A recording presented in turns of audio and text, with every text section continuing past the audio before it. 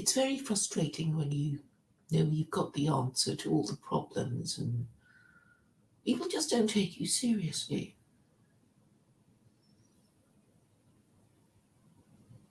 You know you've got the answer. It's obviously the answer. My solutions are the solutions that would work. I'm, in a way, astonished at myself, really. I never thought when I was a little girl that I would be here saying, well, this is a solution. What are you waiting for? Why can't you at least challenge me? If you don't think my solution is the correct solution, why don't you propose a better one? And nobody can do it because they don't really have a better solution, because they don't really understand the problem. Or if they do really understand the problem, they're too afraid to say it. But I'm not afraid to say it. So why aren't I more famous? Why don't I have a radio show or a TV show or a book deal? Perhaps it's a matter of time, or perhaps it'll never happen. I wonder, though, whether I've explained my ideas clearly enough. I think people will give me the credit of trying to explain my ideas again and again and again. And I'm such a generous person that I say it in a way that is intended to be memorable so that people can take my ideas and use them and share them in some way or another. So the fact that nobody's using them is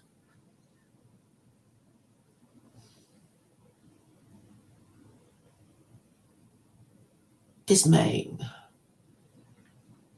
It's dismaying because it means that people are still not getting it, or they are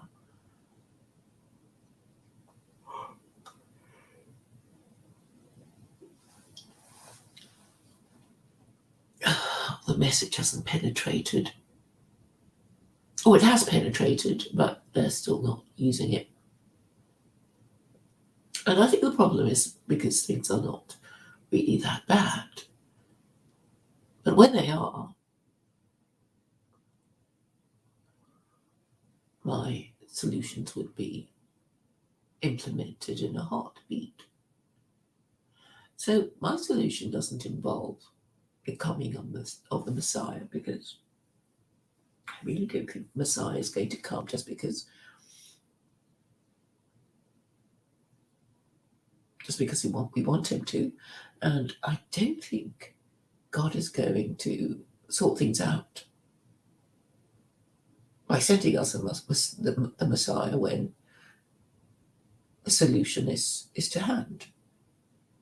In the same way that he's not going to send us, I don't know, a cleaner when, we have a perfectly functioning, feather duster and vacuum cleaner. Because it's not that we're, disabled and can't use a feather duster or a vacuum cleaner. We're just being lazy and stupid. And I'm sure part of the punishment is for us to understand how stupid we've been and just get on with things and fix things in a very obvious way. So Sam Samuels and I were talking earlier, not that long ago, about Stoicism. And Stoicism is associated with Seneca, who was a Roman philosopher. And I wanted to make the point that Stoicism did not help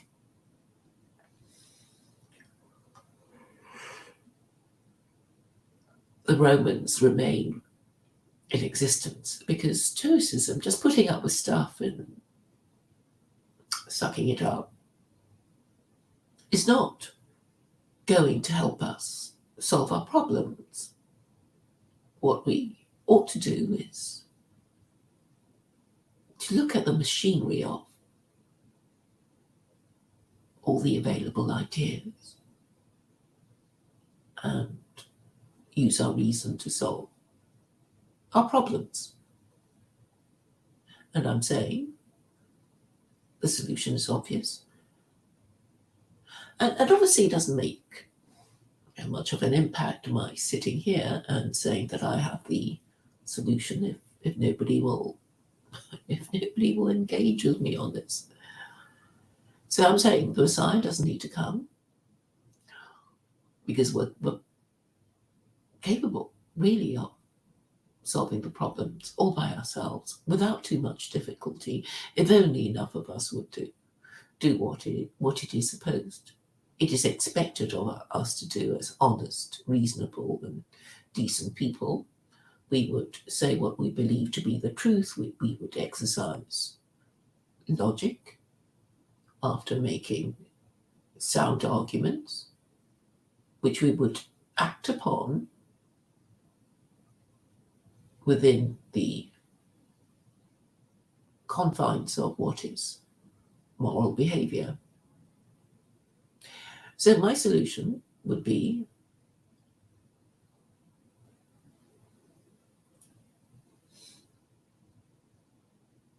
it's still my solution. It's still my scenario of how things would work. I mean, obviously, I have people I want to talk to whom I think would understand my ideas, and then they would just put the wheels in motion once they decide they want to go ahead with my idea and implement it. And it would be really so simple. And I have to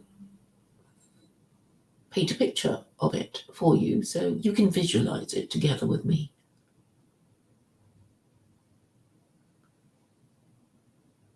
But the thing is, I don't really know if people understand or only pretend to understand or only half understand. But I'm telling you now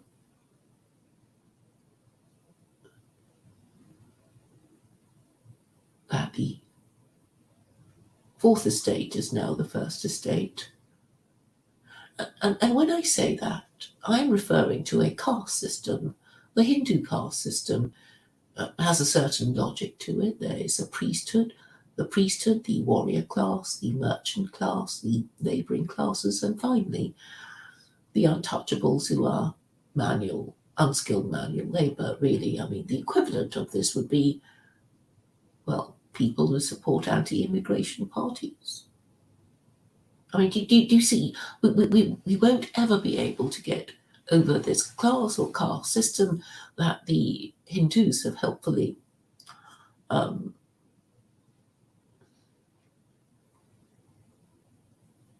set in stone for us, really.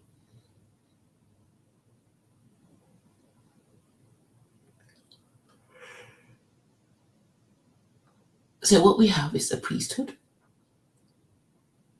which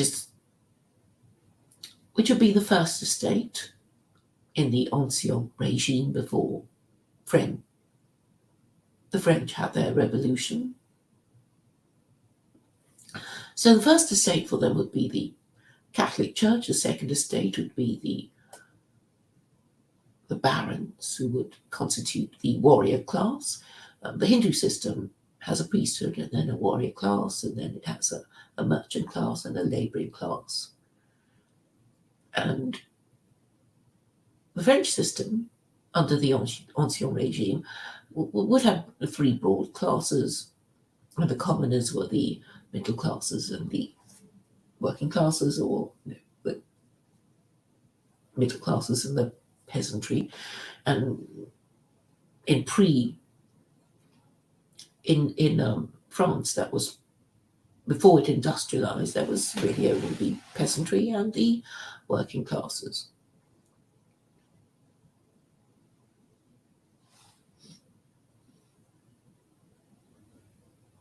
So the first estate was the priesthood. It had to be the priesthood. Across European history, there would be, the equivalent of it before the Romans arrived in Britain would be the Druids. They're the people who understood astronomy, did a bit of astrology, they could predict the seasons. They were skilled in mathematics um, and of course they would be the wise men who would know how to deal with problems, reading the runes or whatever they did to create for themselves an aura of authority that the monarch would consult.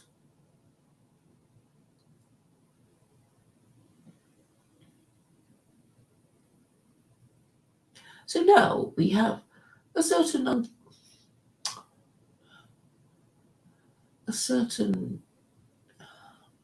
what's the word?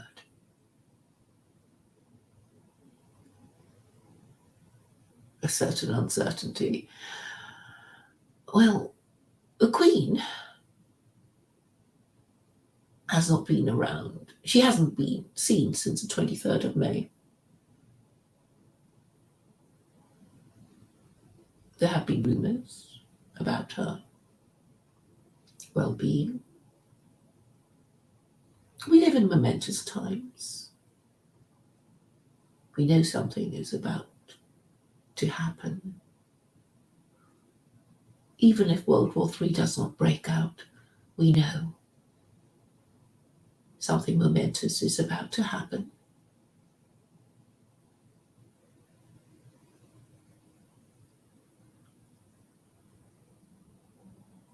In fact, when you think about it, we don't even know if Britain is a stable country.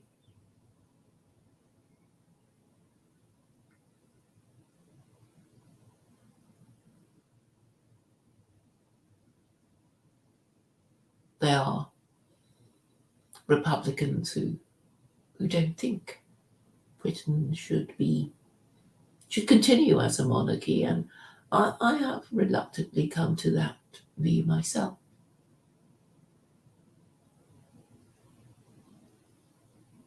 There are certain things that we must let go of because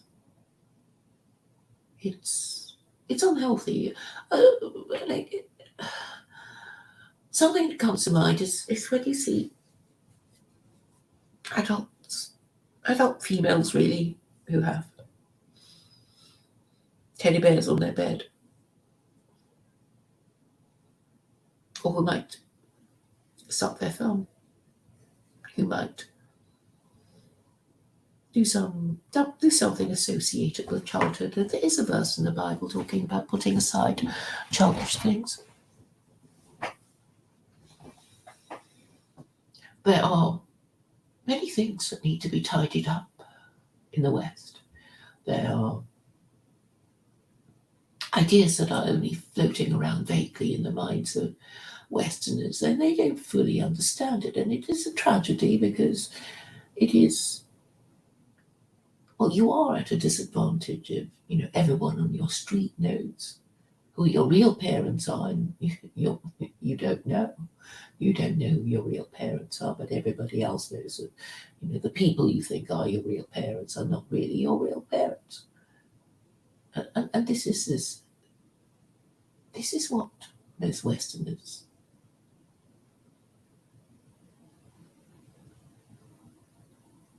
do. They don't know. They don't know what they really are. That's why they're always talking about their identity. And they think it's Christian, but if they knew what was good for themselves, they would know to get rid of it. But the good news is that there is a solution. I have the solution. And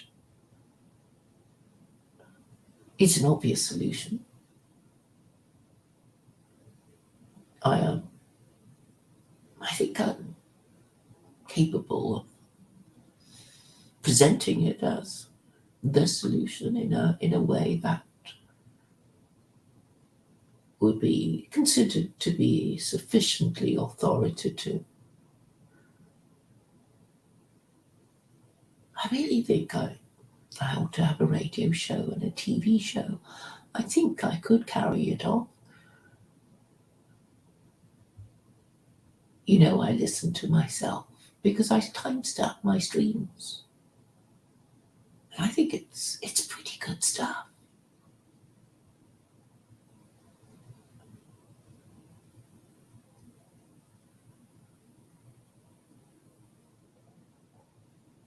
My content is second to none. And I think a lot of people know it, and that's why they don't want to talk to me. People like Academic Agent, people like, I've spoken to Joel Davis. I don't need to speak to Richard Spencer because he's not really interested in promoting the interests of white people. He's only interested in becoming, he wants to be mainstream, and he will say and do anything to be admitted into the mainstream again. But the people who have so far ignored me, I suppose they will be suffering a little bit from their guilty consciences, a sense of unease.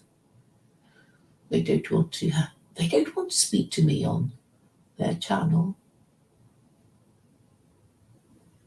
because really, I suppose they're a bit afraid. They're afraid of little old me. But I can be nice. I'm not going to be mean to people. You all know that I can be nice. And I can explain what has happened to you better than anyone else. And it is even right that I am not the white male that so many people seem to want me to be, because I don't think it would work quite so well if I were white and male. There's a certain delicious irony that I, of all people, would be the one.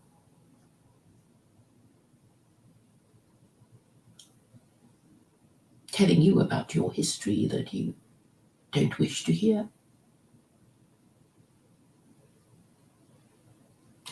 So I started off by talking about the Stoicism of Seneca that we discussed, Sam and I, in the previous stream. And Stoicism doesn't get you anywhere, because although it's a good idea to be able to put up with suffering up to a point, to suffer pointlessly without fighting back is not going to help your civilization, because, if something is bad, you should actually not put up with it and challenge it and complain and fight it, instead of putting up with it until you basically keel over and die.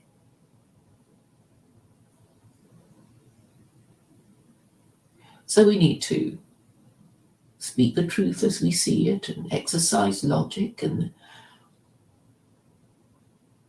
frame our course of action according to what is permissible and what isn't permissible. And we have two books of rules, the Torah and the Quran.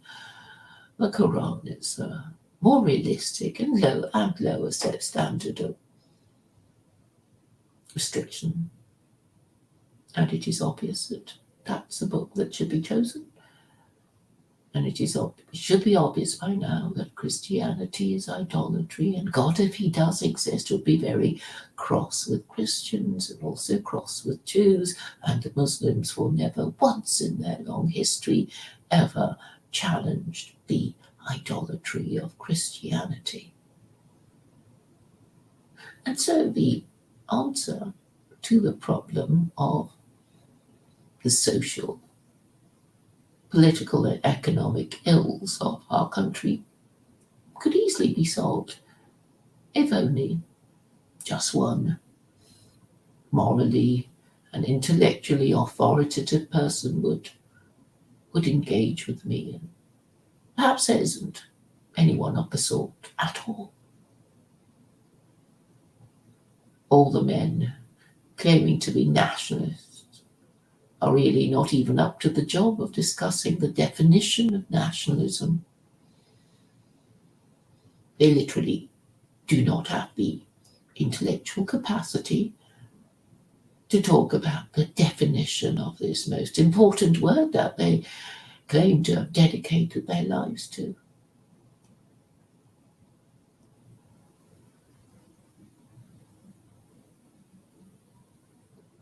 And once we clear up the matter of the correct and universal definition of nationalism, then I think we can start motoring.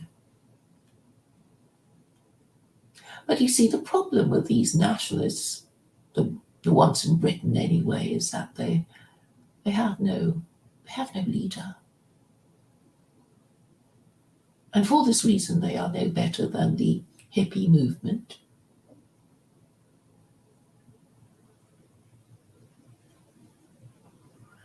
Because not having a leader would mean that its foot soldiers, such as they are, will not begin to march. They will not do anything.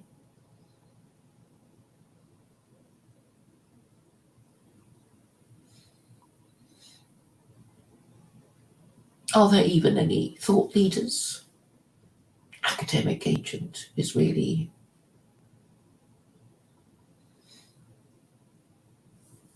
the only one, but he's not really proposing anything other than homeschooling his daughter. So I find myself being put in the position of being nationalist thought leader. I mean, there is nobody else. I mean, I really don't know of anyone else in Britain anyway.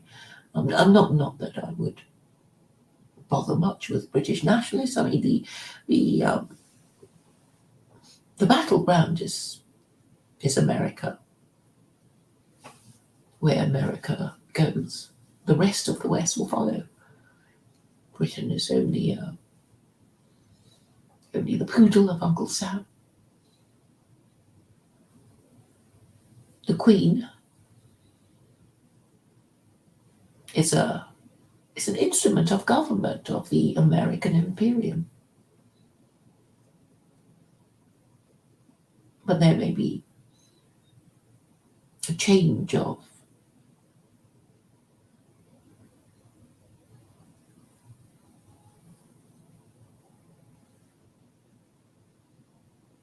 change soon.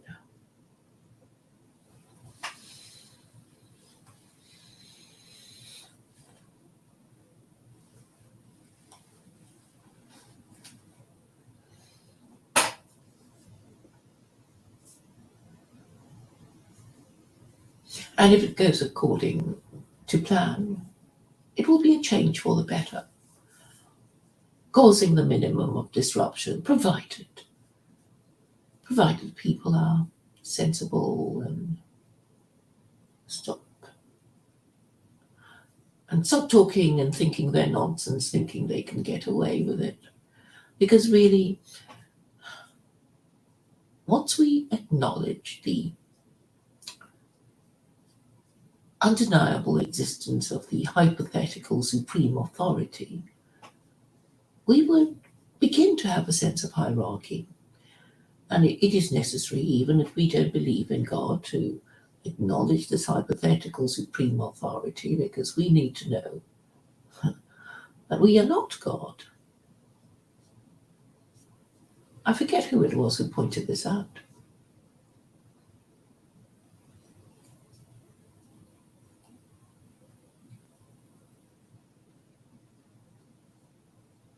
I think it was Carol. We need to know that we are not. We are not immortal. We are not infallible.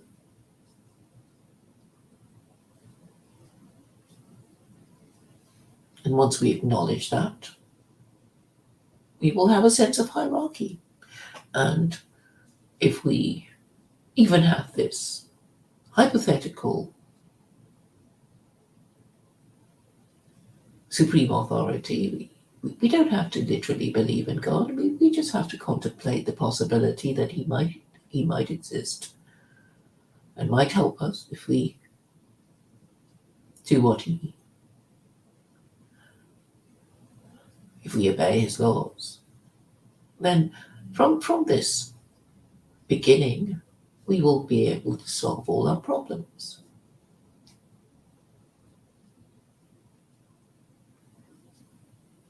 It seems a shame that so many people can't see what I'm saying and dare not engage. These men, too afraid to engage, to ask a question, to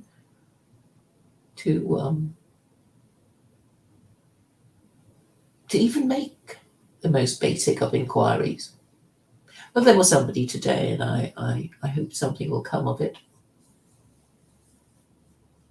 I am only too happy to explain my ideas to interested parties. So the benefits of theocracy is that we already have a system of rules that would solve and avoid problems if we only dared to rely on them and trust in them. I think my message is sufficiently unique to command the attention of the intelligentsia if they were minded to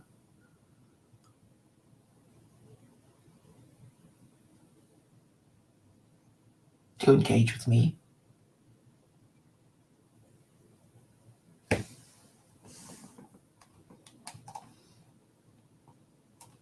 I think you already know what I'm in fact proposing, so I don't need to go into detail.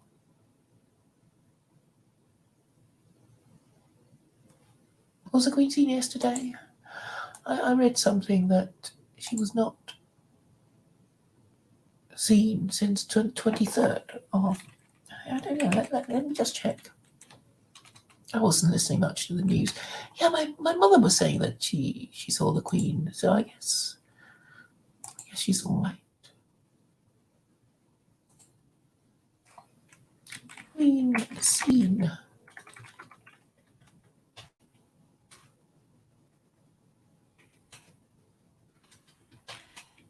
Should be taking more of an interest in these matters, shouldn't I?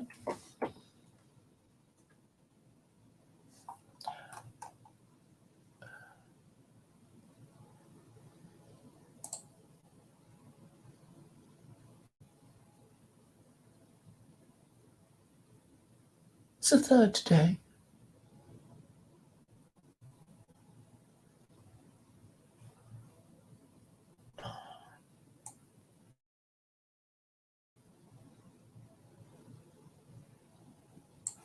Oh, I've got this old Metro article, 24th of May. Anyway, it doesn't really matter. I just know somebody who's been speculating that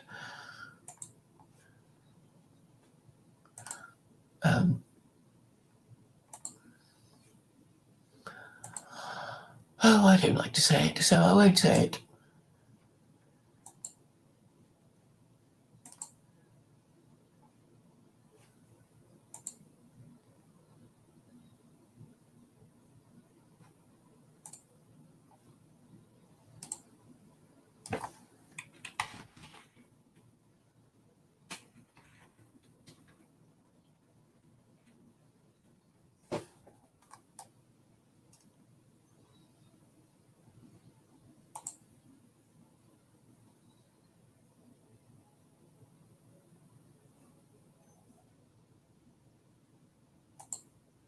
Oh, it says that she was seen yesterday. There's an article in the Telegraph. Queen lights up the nation in spectacular end to the first day of celebrations. So I guess she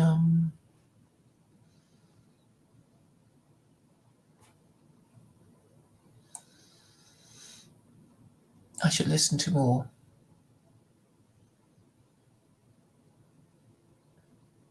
I should watch more TV instead of getting my news from people who might just be a bit paranoid and rather too fixed in their conspiracy theories. I'm looking at a picture of her now.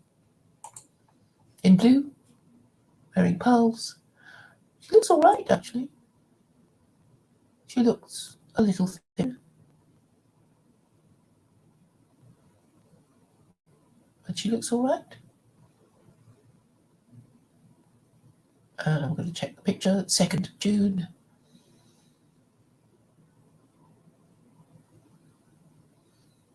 She looks actually quite elegant compared to previously. I thought she was looking a little, I don't know, short and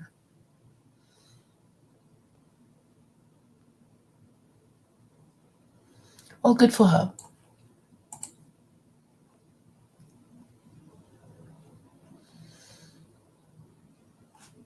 Where was I? Well, I know I had a point to make with this.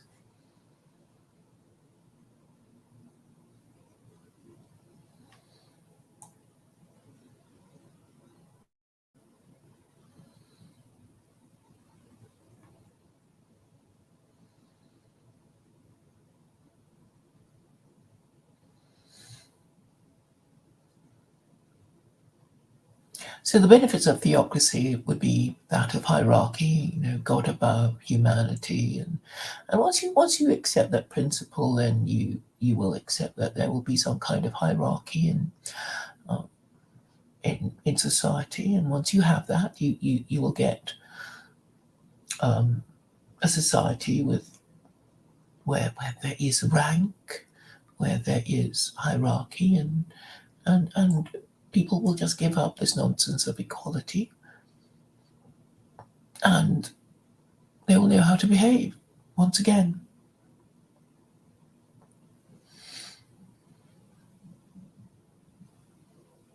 Obviously, the ones who realize and repent and do the correct thing will suffer less than those who stubbornly pretend it's not happening, that they did nothing wrong.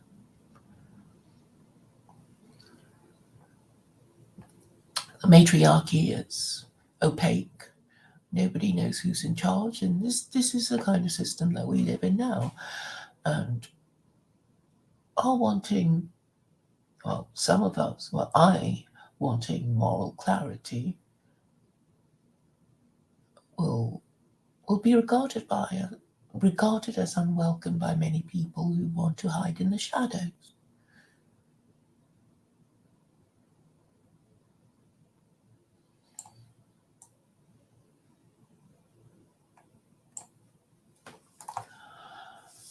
But once people know who they are, they'll know what they're supposed to do, high and low, and they'll know which laws to follow, because even these different religions have a ranking, as I've been trying to persuade rabbis to do. I've been telling them to rank the 4 Gentile religions according to their conformity with the Noahide laws, and then they will produce Islam as the most Noahide and Christianity as the least Noahide. And once that is done, Westerners can adopt the most Noahide religion and renounce the least Noahide religion, and things will improve for them. And you just need to talk about that a little bit more and get used to the idea, preparing yourself to what is to come.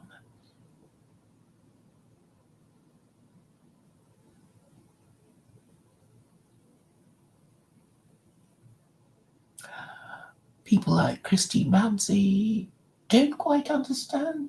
It's a legal system. It's not the brown people in in the East End of London and in Bradford that she can't stand. Actually, Bradford's an okay town. It's got some handsome buildings.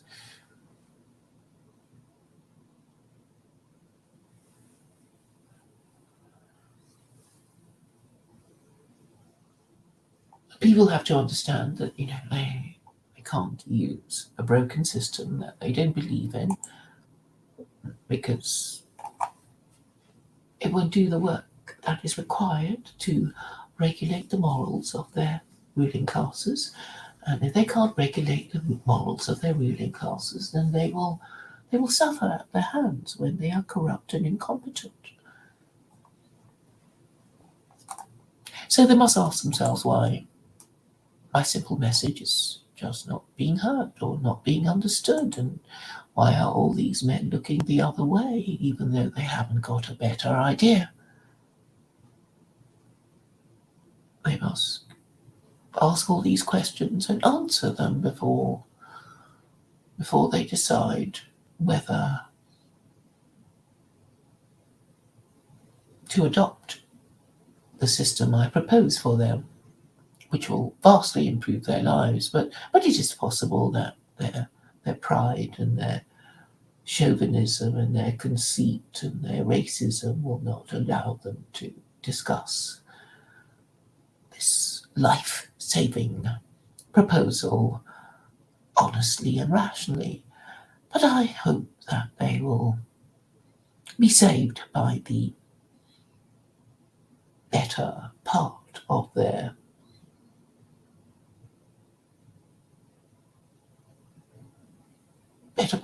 minds. Thank you for listening.